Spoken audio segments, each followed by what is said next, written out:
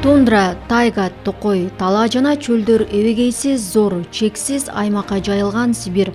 Байыркы шаарларга, заманбап мегаполистерге, учу кыйрысыз зымыраган жолдорго жана бабалардын табыттарына да орун табылган аймак. Кимдир бирөөнү Сибир коркутат, кайбири Урал кырка тоолорунан өткөн соң өзүн өз үйүндө сезет.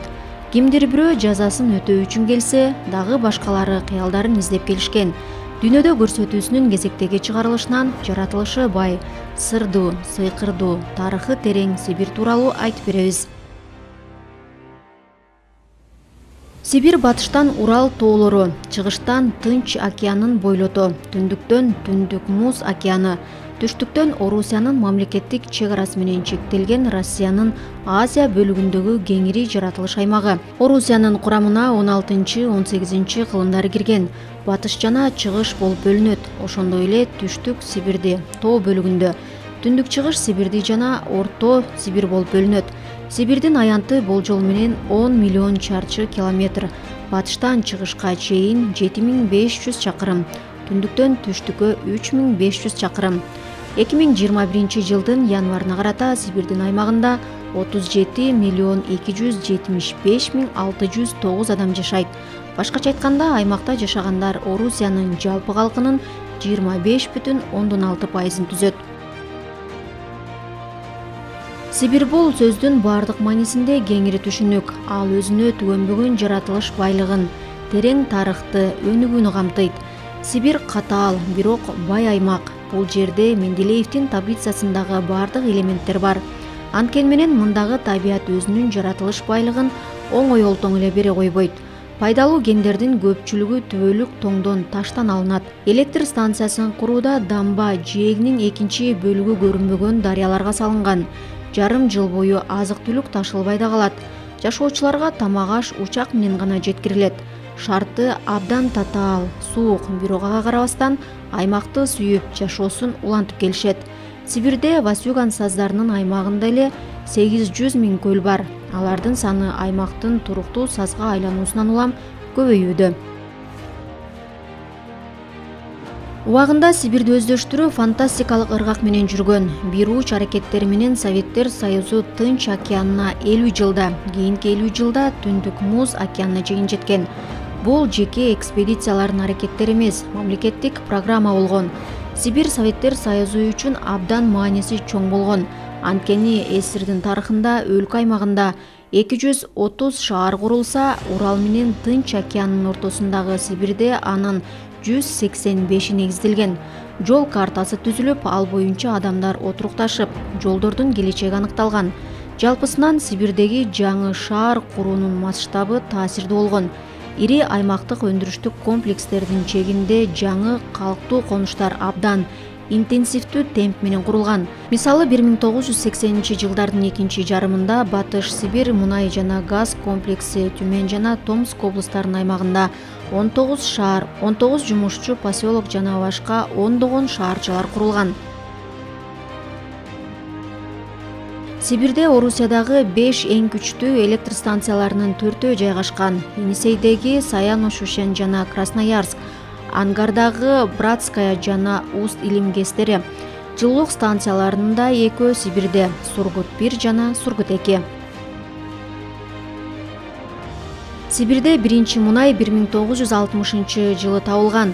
Жер газынын баштапкы жалпы ресурстары 52,4 триллион куб метр, шелфа 14,9 триллион куб метрди түзөт. Бул өлкө боюнча газдын 95%-ын, мунайдын 89%-на туура келет. Ошону менен бирге аймактын газ потенциалына геологиялык изилдөө өтө төмөн жүргүзүлгөнү айтылып келет. Мындан сырткары Сибирде жалпы Орусиянын коргошун менен платинанын 85%, көмүрдүн 80%, жездин 69%, күмүштүн 44% жана алтындын 40%-нын кору жатат. Сибир эл сейрек жашаган жер, бирок тарыхта көптөгөн тилдик топтордун өкүлдөрү жашаган. Айрым эсептөөлөр боюнча 16-кылымдын аягы, 17-кылымдын башында Сибир жана Ыракы чыгыштын аймагында түпкүлүктүү 200 миңге жакын адам жашаган. Ал эми 1897 жылдагы эл каттоодо алардын саны 822 миң адамга жеткен. Сибирдин түпкүлүктүү калкы якуттар, Тыва, Хакас, Алтай жана башка түрк элдери, монголдор, самодилер, чукоткалыктар жана Енисей элдери эсептелет. Сибирге миңдеген чет өлкөлүктөр ыктыярдуу түрдө көчүп келген учурлар болгон. 1760 жылдары атайын манифест кабыл алынып, чет өлкөлүктөргө каалаган жерине Орусияга отурукташууга мүмкүндүк берилип, көчүп келгендерге кеңири жеңилдиктерди берген. Бул манифесттин натыйжасында Орусияга дээрлик 30 000 немец улутундагы жарандар жер которгон. Алардын көпчүлүгү Волга шаарына отурукташкан, бирок Уралдан кеминде 10 000 адам өткөн. Кезегинде аймакка көчүп келгендерге жер берилип, салыктан бошотулуп, жол акысы менен да камсыздалып турган. Сибирде абдан суук экени баарына белгилүү. Конкреттүү көрсөткүч Верхоянскта -67,6 градус катталган. Байкалдын сыртындагы Борзя шаары Орусиядагы эң күнөстүү шаар. Анда күн жылына 2797 саат тийип турат. Москвада көрсөткүч 1723 саат, Санкт-Петербургда 1633 саат тиет. Сибирде Орусиянын экологиялык жактан булганган шаарларынын көпчүлүгү, анын ичинде эң коркунучтуусу Норильск жайгашкан. Региондун 6 шаары Новокузнецк, Ангарск, Омск, Красноярск, Братск жана Новосибирск атмосферага зыяндуу заттарды 12 миллиондон ашык калк жашаган Москвадан да көп чыгарат. Экологиялык дисфункциянын негизги себеби Сибирдин шаарларында 1950-1960 жылдардан бери ири кир өндүрүштөрдүн металлургияны, жылуулук энергиясын курулуп иштетилиши. Бирок Сибирдин көпчүлүк бөлүгү өнөр жай борборлорунан алыс болгондуктан аймактын көпчүлүк бөлүгүнүн табияты дээрлик бүтүн бойдон калып, жагымдуу экологиялык чөйрөнү сактап келет.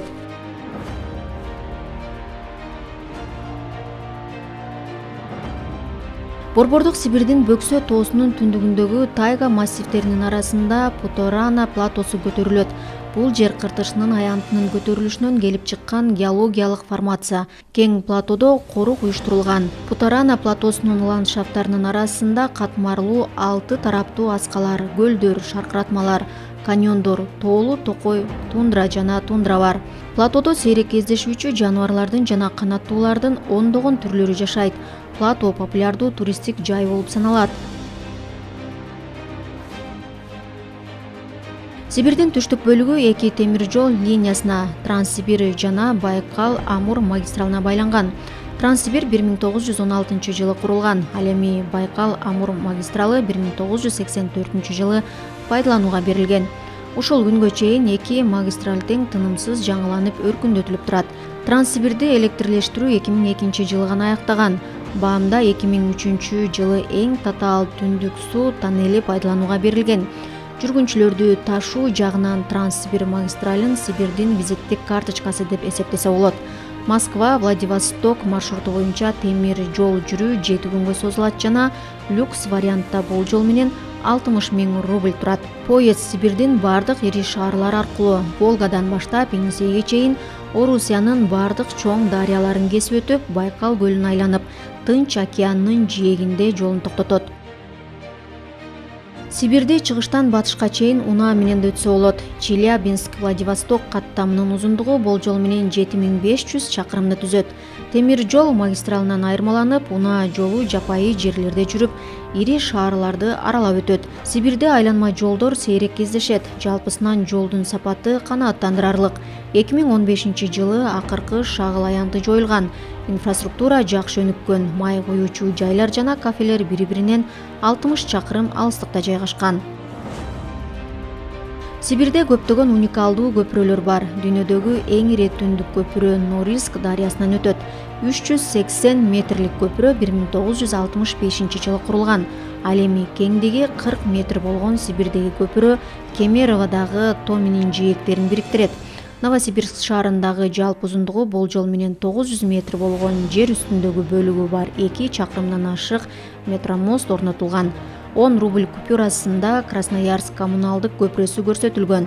Анын узундугу 2,1 чакырымды түзөт. 5000 рубльда Хабаров көпүрөсү көрсөтүлгөн. Красноярсктеги экинчи көпүрөнүн узундугу 200 метрден ашат. Бул металл көпүрөлөр үчүн рекорд.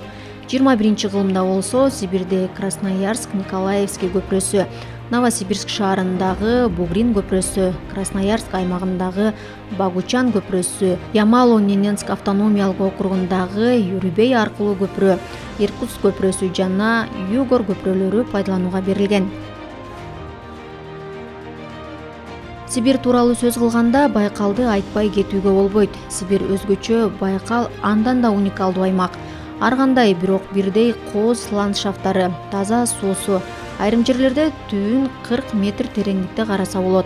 Жана ар кандай флора жана фаунасы бар чоң көл Орусиянын өзгөчө байлыгы. Байкалдын тереңинде жердеги таза суунун 5тен 1 бөлүгү топтолгон. Суу бетинин аянты боюнча айрым көлдөрдөн төмөн, бирок Байкал көлөмү боюнча планетанын бардык таза көлдөрүнөн ашып түшөт.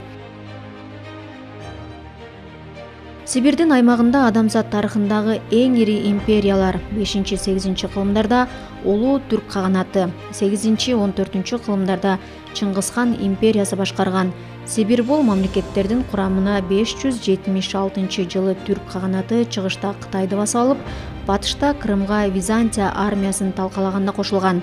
Ал эми 15 кылымдан 17 кылымга чейинки аралыкта Сибир Орус хандыгынын карамагына өткөн.